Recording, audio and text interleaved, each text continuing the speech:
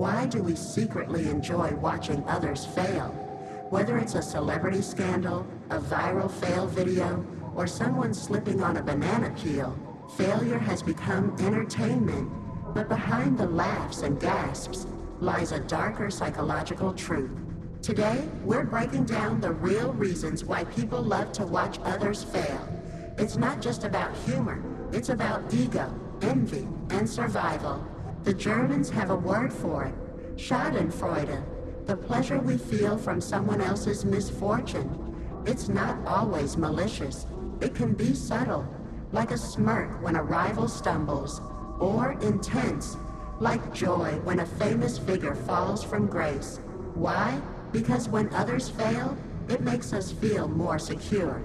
Their fall confirms that they're not invincible. And in a world driven by comparison, someone else's drop makes us feel a little taller.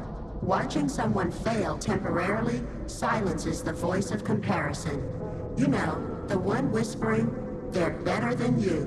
When that perfect influencer messes up, your brain says, "See, not so perfect after all."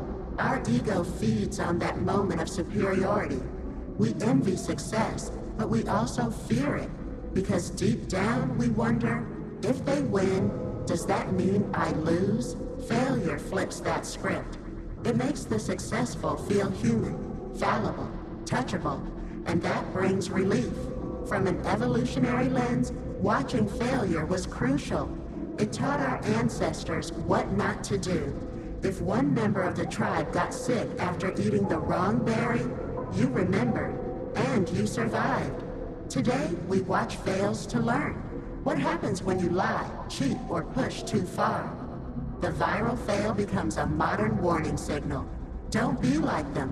It's survival, packaged as content. But here's the twist. The failures we love to watch often reflect our own fears. We laugh because we relate. We stare because we see ourselves. And in that moment of watching someone fall, we're reminded of just how fragile our own success really is. Maybe that's why we can't look away.